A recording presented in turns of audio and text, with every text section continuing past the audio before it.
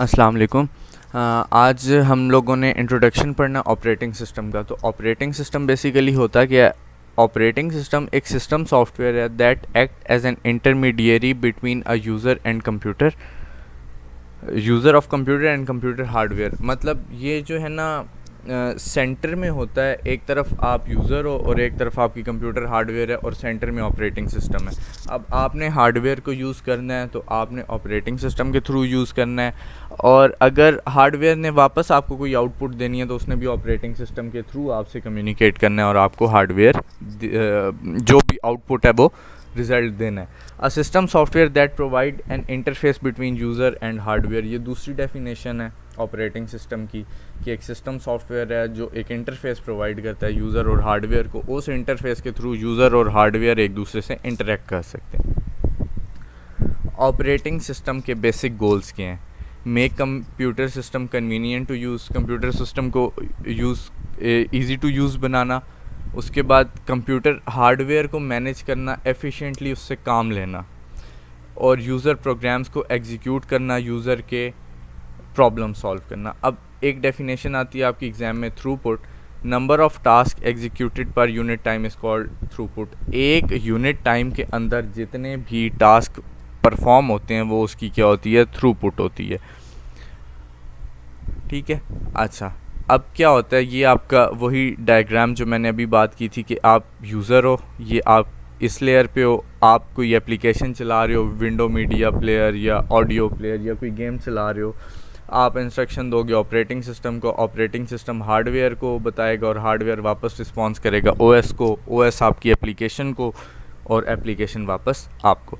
अच्छा, अब हमारे पास दो तरह के ऑपरेटिंग सिस्टम होते हैं, एक मल्टी प्रोग्राम्ड ऑपरेटिंग सिस्टम होता है, एक मल्टी टास्किंग ऑपरेटिंग सिस्टम होता है। मल्टी प्रोग्राम ऑपरेटिंग सिस्टम में क्या होता है, एक या एक से ज़्यादा प्रोग्राम ना मेमोरी में लोड हो गए होते हैं, कि मतलब जब भी प्रोग्राम चलता है तो सबसे पहले रैम में आता है ना, तो एक या एक से ज़्यादा प्रोग्राम रैम में आ गए हैं और वो अब एग्जीक्यूट होने के लिए रेडी हैं दोनों प्रोग्राम्स, और वो कहते हैं कि बस हमें अब सीपीयू मिले और हम एग्जीक्यूट हो जाएं। लेकिन एक टाइम पे एक ही प्रोग्राम को सीपीयू मिलेगा। मल्टी प्रोग्राम्ड ऑपरेटिंग सिस्टम के अंदर एक टाइम पे एक ही प्रोग्राम को सीपीयू मिलेगा। हाँ, अब सीपीयू उस प्रोग्राम पे काम कर रहा है, अचानक क्या हुआ कि उस प्रोग्राम को जो है ना वो इनपुट लेने की ज़रूरत पड़ी या आउटपुट कुछ देने की ज़रूरत पड़ी, तो अब वो प्रोसेस छोड़ के चला जाएगा इनपुट आउटपुट की तरफ। तो अब जो पीछे प्रोग्राम वेटिंग में होगा वो उसकी जगह आके ले लेगा। In this system, one or more program are loaded in memory which are ready to execute. Ready to execute एक या एक से ज़्यादा प्रोग्राम है। Only one program at a time is able to get CPU. ठीक है, एक time पे एक ही प्रोग्राम CPU ले सकता है ताकि वो अपनी इंस्ट्रक्शंस एग्जीक्यूट कर सकें।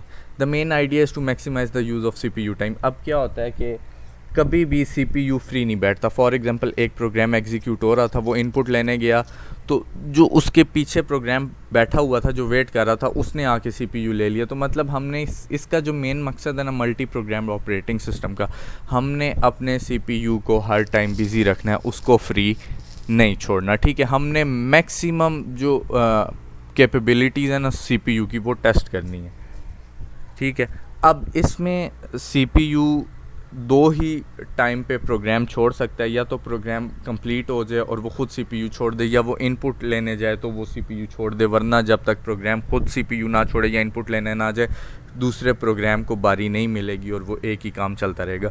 दूसरा होता है मल्टीटास्किंग या टाइम शेयरिंग ऑपरेटिंग सिस्टम। अब multitasking time sharing operating system में क्या होता है कि मल्टीपल टास्क स्विच कर रहे होते हैं एक दूसरे के बीच में फ्रीक्वेंटली, और वो इतने फ्रीक्वेंटली स्विच करते हैं कि आपको पता ही नहीं चलता। मतलब एक टाइम पे आप गाना भी सुन रहे हो, ब्राउजिंग भी कर रहे हो, और कोई डॉक्यूमेंट भी राइट कर रहे हो, ठीक है, वर्ड पे।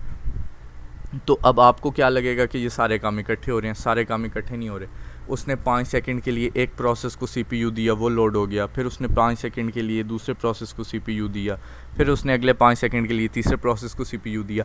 इस तरह हर प्रोसेस को थोड़ी देर के लिए CPU मिलेगा और वो अपनी रिक्वायर्ड जितना भी उसने लोड होना है वो प्रोसेस उसमें लोड होगा, और जितनी भी चीज़ें हैं वो पैरेलल में काम करेंगी। Multiple job are executed by CPU by switching between them, but the switches occur so frequently that user can receive immediate response. ठीक है। Response time should be less than 1 second, response time less than 1 second होगा, ठीक है, ताकि productivity जो है वो increase हो। अच्छा, उसके बाद हमारा कंप्यूटर सिस्टम का स्ट्रक्चर क्या होता है? हार्डवेयर होता है जिसमें CPU, memory, input output devices होते हैं।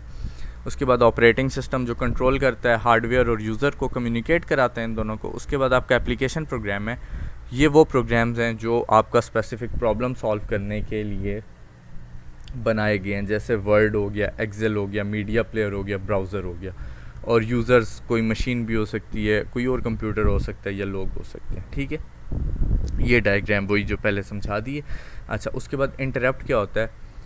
It is a signal generated by hardware device to get CPU। For example, आपका एक प्रोसेस चल रहा था, आपने कीबोर्ड से एस्केप का बटन दबाया तो एक सिग्नल जनरेट हुआ जिसने CPU को कोई ऑर्डर दिया, या कोई और कीबोर्ड का बटन दबाया, कोई सिग्नल जनरेट हुआ जिसने CPU को ऑर्डर दिया। तो ये जो सिग्नल जनरेट हुआ है ये बेसिकली क्या है? इंटरप्ट है, ठीक है। उसके बाद ट्रैप है, it is software generated interrupt, ठीक है, कॉज्ड बाय एन एरर। आप एक सॉफ्टवेयर चला रहे हो और सॉफ्टवेयर के चलते चलते एरर आ गया है, तो एक सिग्नल जनरेट हुआ जिसको ट्रैप बोलोगे। अगर वो सिग्नल जो इंटरप्ट करेगा CPU को काम के बीच में, अगर वो हार्डवेयर जनरेट करेगा तो इंटरप्ट होगा, अगर वो सॉफ्टवेयर जनरेट करेगा तो उसको ट्रैप बोलेंगे। अच्छा, उसके बाद प्रोसेस मैनेजमेंट क्या होती है? अब प्रोसेस मैनेजमेंट क्या होती है? एक प्रोग्राम जब एग्जीक्यूट हो रहा होता है तो उसको प्रोसेस बोलते हैं। अब program is in execution is called process. एक प्रोग्राम जब एग्जीक्यूट हो रहा होता है तो उसको प्रोसेस बोलते हैं, ठीक है। अच्छा, उसके बाद क्या? Assist any software in running is a process. A system task like sending output to output devices is also called a process. अगर आपने किसी आउटपुट डिवाइस को कुछ रिज़ल्ट भेजना है तो वो भी प्रोसेस है। अच्छा, अब प्रोसेसेस को ना रिसोर्सेज चाहिए होते हैं। रिसोर्सेज क्या होते हैं? CPU चाहिए होता है, मेमोरी चाहिए होती है, मतलब रैम चाहिए होती है, फाइल्स चाहिए होती हैं, इनपुट आउटपुट डिवाइसेस चाहिए होती हैं ताकि वो प्रोसेसेस अपना काम कंप्लीट करे।